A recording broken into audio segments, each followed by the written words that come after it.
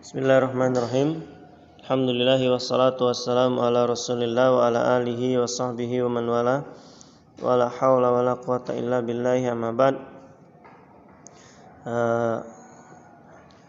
Kita lanjutkan materi kita pada pelajaran Al-Quran Hadis kelas 5 ya. Kali ini insyaallah dengan audio saja. Halaman 63 ya, bab kelima, pelajaran kelima, judulnya adalah Tafsir Surat Quraisy. Tafsir Surat Quraisy. Baik, sebelum dimulai saya akan bacakan surat Quraisy. Perhatikan ya sambil buka bukunya. A'udzu billahi minasy syaithanir rajim. Bismillahirrahmanirrahim. Li'ilafi Quraisy ilafihim rihlatas syita'i was-sayf falya'budu rabb hadzal bait alladzi at'amahum min ju'in wa amanahum min khauf.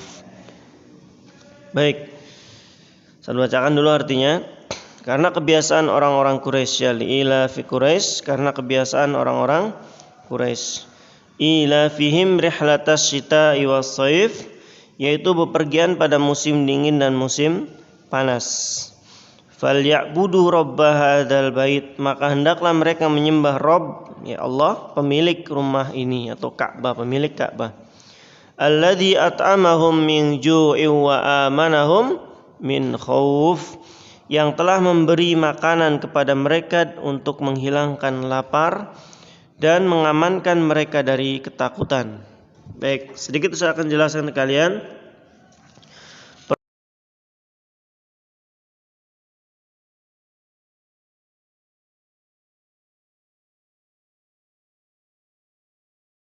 Karena dari Quraisy terlahir seorang manusia terbaik, ya, yaitu Rasulullah Sallallahu Alaihi Wasallam. Jadi suku kan ada banyak. Kayak kita nih di Jawa ada suku Sunda, ada suku Jawa dan lain-lain sebagainya.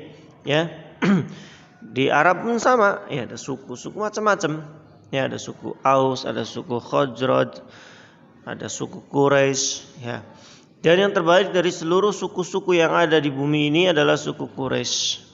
Karena dari suku Quraisy lahir orang-orang hebat, ya.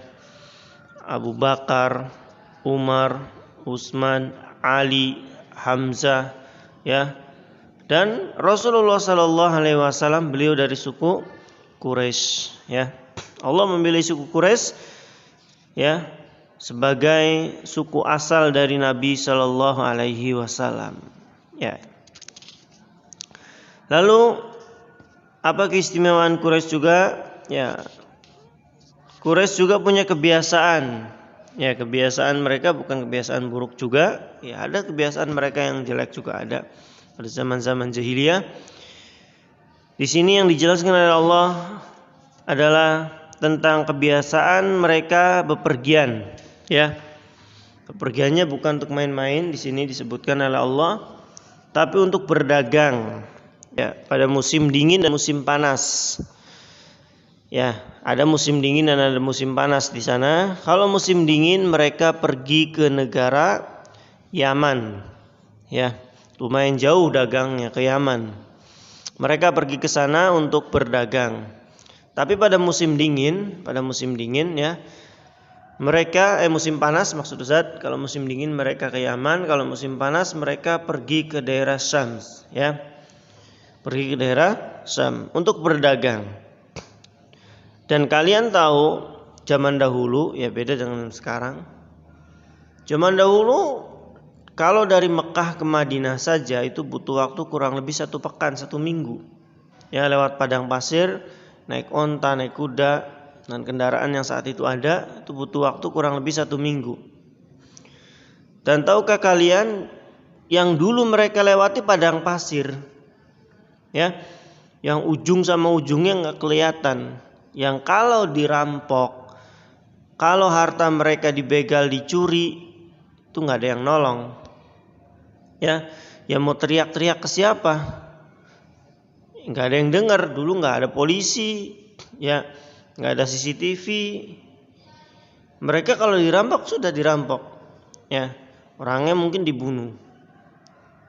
Jadi memang dulu tidak seperti sekarang, perjalanan tuh aman. Kita mau kemana ada GPS. Ya, kalaupun tetap nyasar bisa nanya ke orang. Kalau dulu padang pasir mau nanya ke siapa? Ya, nggak ada. Nah, mereka biasa bepergian pada musim dingin dan musim panas, bawa barang dagangan, ya, tadi dari Mekah ke Madinah sepekan. Apalagi ini antar negara loh. Ya, mereka musim dingin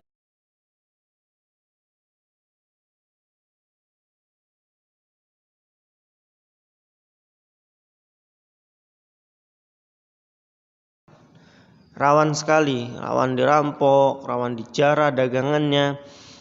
Tapi apa kata Allah? Allah sudah mengamankan perjalanan mereka. Ya. Dengan cara apa? Islam menyebar ke seluruh penjuru dunia, dan semenjak saat itu perampok-perampok, ya, yang suka malak di tengah jalan, yang suka meminta harta di tengah jalan, perampok ini, pencuri-pencuri ini sudah tidak berani setelah adanya agama Islam. Setelah Islam menang, ya, setelah Islam Fathul Mekah, seluruh jazirah Arab aman saat itu. Kenapa? Karena Islam menang. Pemimpinnya dipegang oleh orang Islam, tidak ada yang berani. Maka kata Allah, sesudah aman, sesudah Allah berikan makan kepada mereka, Allah hanya minta satu, falyabudu rabb hadzal bait. Hendaklah mereka menyembah Allah pemilik Ka'bah. Ya. Maksudnya apa? Maksudnya Allah hanya menyuruh mereka beribadah hanya kepada Allah. Setelah apa yang Allah berikan kepada mereka berupa keamanan, ya, keamanan ketika dalam perjalanan, harta mereka aman, gak ada yang merampok, ya, karena agama Islam sudah menang saat itu, sehingga gak ada berani lagi yang mencuri, ya, karena akan resikonya, ya, kalau ketahuan, ketangkap dan sudah mencapai nisabnya bisa dipotong tangannya, sehingga para pencuri perampok itu mikir 1000 kali, wah, kalau saya mencuri, kalau saya merampok dan ketangkap, ya, tangan saya putus nanti, ya, secara hukum Islam. Maka saat itu aman, ya, aman. Alladzi at'amahum min ju'i wa amanahum min khauf, yang memberikan Allah Subhanahu wa taala memberikan mereka makan dan mengamankan perjalanan mereka dari rasa takut. Nah, itu sedikit ringkasan dari tafsir surat Quraisy, ya. Maka lebih-lebih kita di sini di Indonesia, sholat kita nggak ada yang ganggu, nggak kayak di Palestina. Ya, kalau sholat ada suara pesawat mereka ketakutan. Ya, di Suriah pun sama. Ya, ketika lagi ibadah, lagi baca Quran ada suara pesawat, takut pesawat pengebom. Kita di sini aman. Sholat ada pesawat lewat, ya udah biasa aja. Ada suara mobil besar juga tenang aja kita. Ya, kalau di sana, ya, Suriah, di tempat-tempat konflik itu di Palestina, takut kita kalau dengar suara mesin besar, takut tank, ya, dari orang-orang kafir mau ngebom. Kita sementara lagi di situ, ya. Maka kita di sini di Indonesia harus lebih banyak ibadah kepada Allah, harus lebih banyak bersyukur. Kita baca Quran tenang, kita sholat tenang, ya, kita mau ngapa-ngapain tenang. Ya, coba bayangkan oleh kalian, ya, kita sholat ada suara bom di samping masjid misalkan, ya, naudzubillah min dzalik, dan jangan sampai ini terjadi. Kenapa terjadi? Karena kita tidak bersyukur kepada Allah. Salah satu bentuk syukur adalah kita beribadah hanya kepada Allah Subhanahu wa taala. Baik, itu tafsir singkat dari surat Quraisy, ya. Nanti evaluasinya seperti biasa kalian kerjakan, insyaallah gampang semua, 100 semua, ada semua di bacaannya. Barakallahu fikum, subhanakallahumma bihamdik, asyhadu an la ilaha illa anta, astaghfiruka wa atubu ilaik. Assalamualaikum warahmatullahi